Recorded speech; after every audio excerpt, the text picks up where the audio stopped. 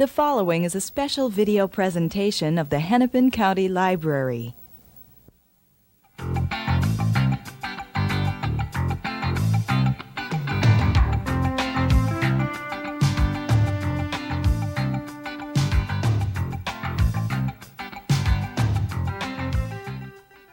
Hello, welcome to a discussion with Bruce Bawer.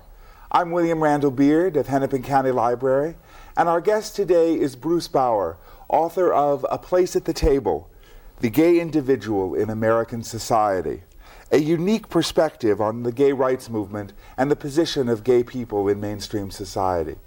Welcome, Bruce. Thanks for joining us. Well, thanks for having me. As an introduction to the book, why don't you start out just telling us a little bit about the point? Well, I wrote the book because I was myself a gay individual in American society who was watching TV news programs and reading news magazines and hearing a lot, increasingly, about gay people, gay rights, gay life. And most of what I was hearing, most of what I was reading was really very much off base. It just didn't accord with my sense of my life, my sense of the lives of most of my gay friends. There was this discussion taking place in the media about the subject that really seemed to keep missing the point about the subject, that talked about the gay agenda, the gay lifestyle, all these monolithic ideas about what it meant to be gay. And I found myself taking notes and about things that I heard and read that just were so completely wrong, and writing little bits and pieces, responding to them, correcting them, and it grew into a book. I came to realize that that a big reason why there's such a problem with homosexuality and gay rights out in Middle America is that so many people are so misinformed about this subject. Their prejudices haven't really been addressed. Their ignorance hasn't really been addressed, and there's just been this impasse, this conversation that just kept repeating the same formulas about the subject that don't really get us anywhere. And I thought, well, maybe I'm a writer. I had never written about gay subjects. I've been a literary critic, a movie critic, a poet, other things. But I thought, well, this is something I can do to maybe help move things along and get us past the incredible fear, prejudice, discomfort, and yes, hatred that a lot of people have toward gay people in America. Was this book meant primarily for the gay community? It was meant for everybody. There have been books written for all kinds of audiences about homosexuality, and I thought one thing I did want to do was get past the division, the separation between audiences. A book for a gay audience, a book for a straight audience. I wanted to write it for everybody, and that entailed certain problems, because when you're writing for straight people, you're writing largely to certain misconceptions about the subject, and when you're writing to gay people, you're writing to other conceptions about the subject, and so you're going to necessarily have problems. But I really felt that I wanted to address everybody, because I felt everybody needed to be pulled closer to the center, closer together, where we can all sit down and really engage in a real productive discussion about the subject. You've been accused in some of the media of advocating that gay men be more, quote, straight acting and appearing, unquote. Is that accurate? Well, I've been accused of that in certain gay publications. That's certainly true. There are people who write for some gay publications who have construed that, whether they really think that's what I'm saying or whether they're just deliberately misrepresenting me, I can't say, but that's certainly not what I'm saying. My point is that the gay population in America is a spectrum, just as the straight population is a spectrum. And there are people who are more mainstream oriented, whatever that means, and there are people who are less. And a big part of the problem with the image of gay people in America is that the image has largely been formed by a relatively small sector of the gay population because most gay people are still mostly closeted, and the people who are most out, most visible, most vocal, tend to represent, in terms of cultural lifestyle and politics, one particular end of the spectrum of gay life rather than the other. And my point is simply, we're not as different from you as you may think we are. We are not the other in this horrifying way that some of you may think we are. There's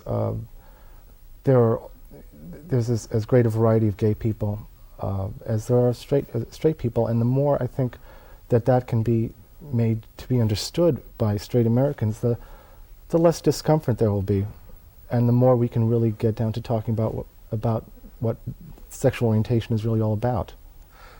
You seem, though, to have a real bias in the book against that more visible element, what the, for lack of a better term, the radical left, the drag queens, the leather folks, that more visible radical element. I have very close friends who wrote a book which is considered the Bible of leather, and they don't understand why I'm seen that way. And the thing is, I try not to have a bias against anybody. I do confess to having been exasperated with the political strategies or lack thereof on the part of a lot of people who are very extreme, leftists politically, who claim to speak for the gay population. Simply, that I'm frustrated with that because most gay people's politics aren't that far left, and there are people who have, as I say in the book, there are, when you talk to a lot of straight people about gay Americans, they think of gay people invading the service at St. Patrick's Cathedral and disrupting it and throwing the host on the floor a few years back. They think of gay people burning the American flag outside the Astrodome during the '92 convention when Pat Buchanan was speaking, that sort of thing. And I just object to that sort of action, not because I can't appreciate the anger behind those things, because I understand that anger, I identify with that anger. I object to them simply on the basis of strategy. It's just foolish strategy that doesn't do the job. If we want Americans to grant us equal rights, if we want them to grant us respect, that's not really the way to go about it. If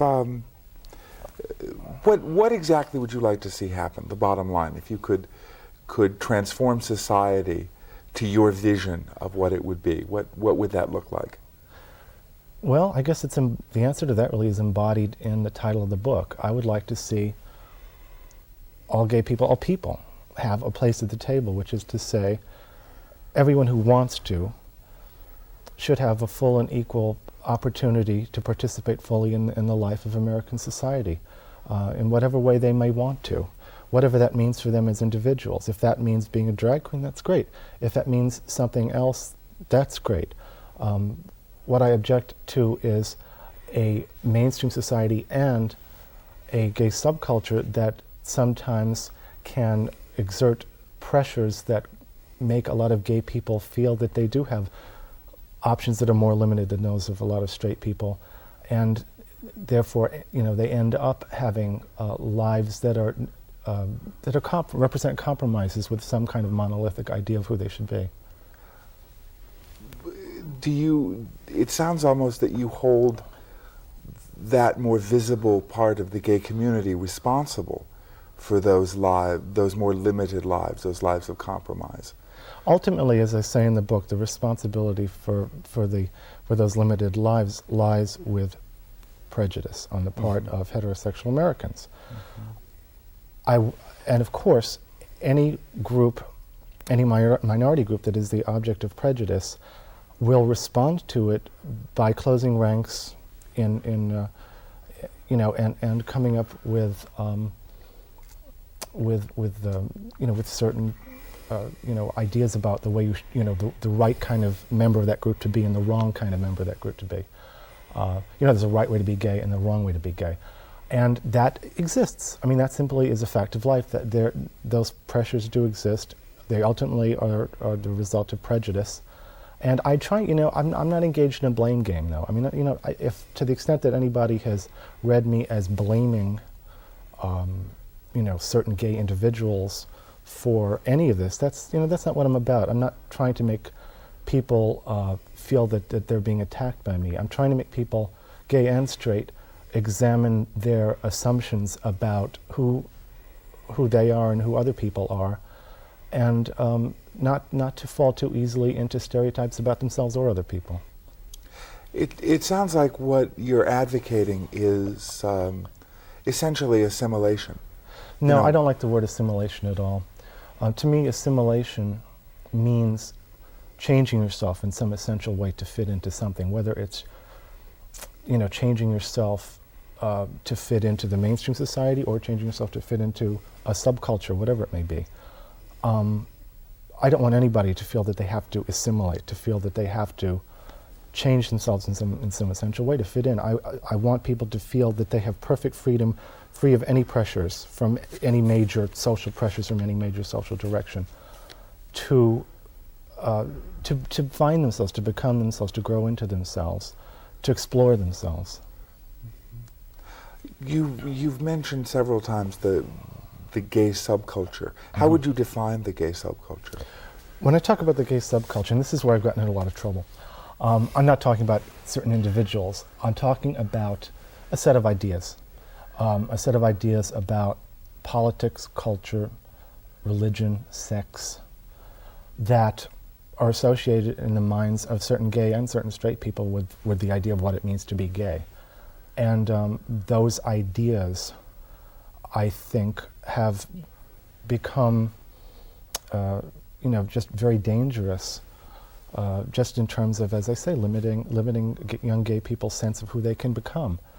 There's, as I say in the book, there was a guy who said in a bar, do we like her? When Carly Simon came on the radio, do we like her? In other words, is this one of these people we're supposed to like because we're gay? We shouldn't even think that way. That shouldn't be part of how we think about ourselves. But that kind of thing operates in terms of culture, in terms of religion, in terms of ideas about sex and politics, all kinds of things. And I just think that the point of writing about it in the book was to make people aware of it. There's so much of this is really unexamined. We don't talk about this. It's just there, and we really haven't even really begun to talk about it. Your book is a beginning. Well, yeah, we have begun to talk about it now. Do you believe that there is such a thing as a gay identity or a gay culture in the United States in the way that writers sometimes talk about black culture or African American culture? Well, yes and no. I mean, of course, there's lots of people writing lots of books about it, so I guess there must be one. There are certain tastes, certain kinds of cultural phenomena that are identified as being specifically gay. And I think there's something to the fact that, I don't know why it is that I have to watch Mildred Pierce every time it comes on, but I do. And I know that has something to do with my being gay, and that's something that is interesting to explore. I think it has more to do with, less to do with my actual sexual orientation than with the fact of prejudice surrounding that orientation. But anyway, that's worth talking about, that's interesting to talk about, that's legitimate to talk about. Where I get into trouble with the idea of gay culture is when you start talking about, for example, a gay writer is, I was reading a piece by a professor in Illinois a couple of days ago, and he was saying that we have to support our gay writers. We have to, people like Tony Kushner. We have to, and there's this sense that we have to love Tony Kushner's Angels in America because he's gay and because it's about being gay, even if we don't think it's a good play. And that kind of thing operates. And that bothers me. And I think that a really great play, if it were a great play, I don't think it is, but if it were a great play, it's not any more my play because I'm gay than somebody else's play because they're not gay. Because that means that means that Tolstoy belongs more to a straight person than to a gay person because Tolstoy is straight. I don't think we should. I think we should be very careful about how we ghettoize culture. Mm-hmm. But if there is something essentially unique in gay culture, is that not something worth nurturing and preserving? I think of it this way. I think it's worthwhile and important when writing about works, plays, books, whatever, poetry, art, music, to discuss the ways in which the sexual orientation of the author has entered into that work. The fascinating and wonderful thing about art and culture is that sexual orientation and other factors, race, sex, enter into art in different ways with different writers and artists. And that's what makes it so fascinating to experience and to talk about. I have a problem when we start, just plugging in these formulas in the way that a lot of academic gay studies critics do, and just have this monolithic sense of the way in which this is gay and that is gay and this other thing is gay. I think it's a lot subtler than that. It's a lot more interesting than that. I'm wondering how you look at the history of the gay rights movement in this country. In many respects, it's the people who have been the more visible, even the more radical elements of the community, that have been the ones on the front lines, that have been the ones making the progress. For the rest of us who are not willing to be as forthright. I think of the folks at the Stonewall riots, and more recently the folks in ACT UP, who were responsible for making some major inroads and headway in the fight against AIDS. You seem not to be very complimentary to them in the book. In some ways, almost feels like they're the enemy in the book. On the contrary, in the book, I do say we owe a great, great debt of gratitude to the drag queens and other people who were at Stonewall and who started that riot and which was a very important thing, a very positive thing. And a lot of people who have, and I also feel that ACT UP has been very important and done very positive, necessary things, especially in the early days of the AIDS epidemic. My point is simply that we can't let our activism be dictated by a nostalgia for Stonewall. That was 25 years ago. What was appropriate then may not be appropriate now. What's appropriate to one situation isn't necessarily appropriate to another situation. And a lot of the people who've been most supportive of this book have been people who have been involved in gay activism from the beginning, who are old soldiers, and who have said, yes, we have to adjust ourselves to the times and not be mired in this nostalgic approach. And I've been very heartened by the fact they feel that way, because I respect them. There are people who, as I say, are mired in this kind of romanticism, and you find that in any movement. And I'm just saying we have to just do what's sensible. I'm making a contribution in my way. Other people have different ways of making contributions. It all depends on individual gift, individual temperament, and we simply all have to be able to talk to each other about where we want to get, how we can reasonably get there, and use our gifts as best we can to accomplish that. How do you see us getting there? What do you see as the process for enacting gay rights legislation, or of making gay people more accepted? I think, well, one thing, the legislation is very important, but we also have to look beyond the legislation. I think one of the problems is that we've been too seduced by the idea that we can accomplish everything we want as long as we get enough bills passed and elect a president who is on our side. I mean, as the gays in the military business with President Clinton proved, you, for one thing, can't always be sure who's on your side, and for another thing, presidents and other political people have a lot of pressures on them from a lot of different directions and can't be counted on to stay on your side if those pressures become overwhelming. And the thing to do is look at where those pressures are coming from.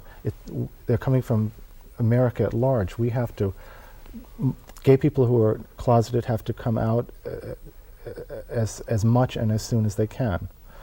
Gay people who are open have to be very more sensible to the strategic considerations of what they do, and straight people have to be willing to listen and to trust. And I think I've been very encouraged actually by the conversations I've had in the last year with gay and straight people, because I do find that when you get together with a group of straight people and talk to them about homosexuality, frankly, respectfully, patiently, answer their questions, you can really accomplish a lot.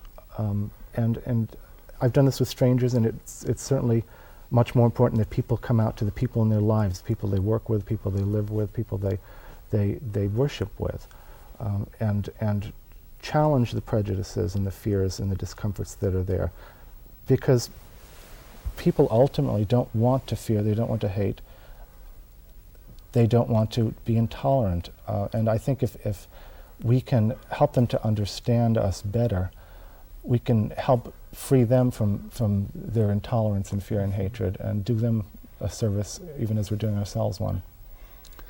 You talk about being more strategically aware Yeah. of our behavior, and it's interesting. I wonder if you're not creating in the book a bit of a false dichotomy between the more mainstream people, gay people, and the more fringe element, and the more visible fringe element.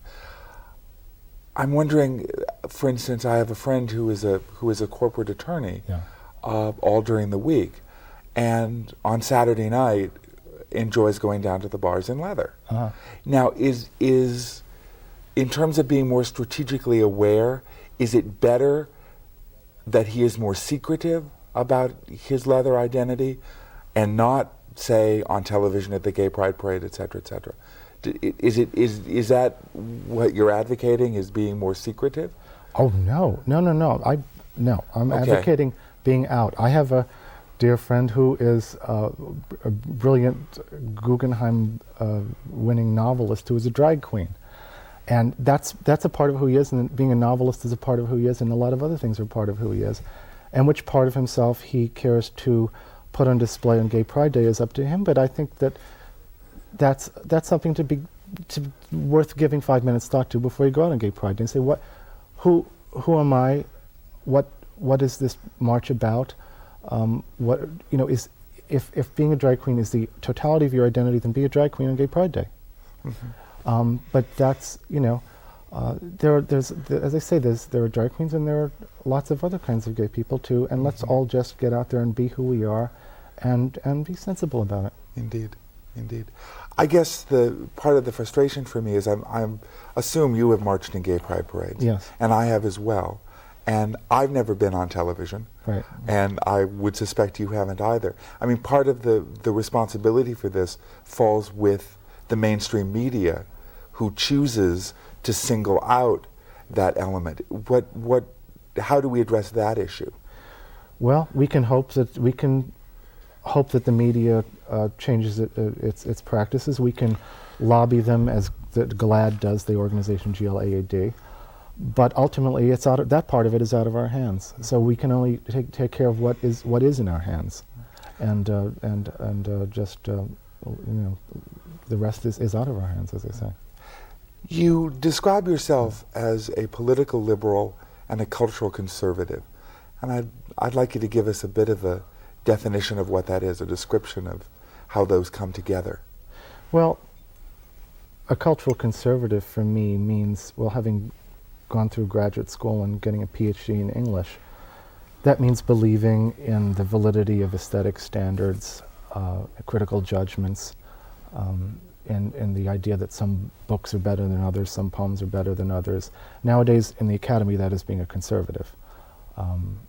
That's what I mean by cultural conservative. And also believing in the validity of some kind of canon, not a purely rigorous canon, but the importance of reading Shakespeare and Chaucer, et cetera, et cetera. Liberal, I'd say I'm liberal in the sense that I believe in people having the freedom to live their lives as they would choose to live them. I guess that's as brief a way as I can put it. How does your cultural conservatism impact on your viewing the gay community? How does that attitude of conservatism? Well, okay. I mean, I guess you could say in terms of the kind of conservatism that I have that relates to what you're talking about, I suppose, is that I do believe in social responsibility. I believe in character. I believe in principle. I mean, to the extent that those are conservative values. I believe that there is much about society that is worth conserving. I'm not a revolutionary. I believe in reform, intelligent reform that preserves the best of the system that we have and changes the bad stuff. It's interesting to me that you say in the book that, quote, the cornerstone issue of the gay rights movement should be the legal recognition of gay unions. Call them what you will, marriages or domestic partners or whatever. The point is that acknowledging and endorsing them, rather than rejecting and discouraging them, would be a socially positive act, conservative in the best sense of the word. Mm-hmm. I think that raises a lot of hackles for both gay and straight people. Oh, yes. I think that makes straight people very uncomfortable in large part, because that means acknowledging us in a way that they're not comfortable, and for gay people at the same time. Do you see your attitudes as potentially bridging the great polarity that seems to exist in our culture today? Yeah, I do. I think that the polarity is very much a polarity of very small ideological minorities and people, and the people who have in many cases very unthinkingly aligned themselves with those extremes. And my point in the book was to speak to that, to the large non-ideological majority of American people, gay and straight, and to help them to question and examine the ideologies that they, as I say, have maybe unthinkingly bought into to some extent. And I, judging by a lot of the conversations I've had in the mail I've gotten, it seems to be working to a large extent. Great. Well, this discussion could go on for much longer, but this concludes this issue of the discussion with Bruce Bawer. Thank you very much for joining us. Thanks, Bruce, for being with us. Thanks, I enjoyed it.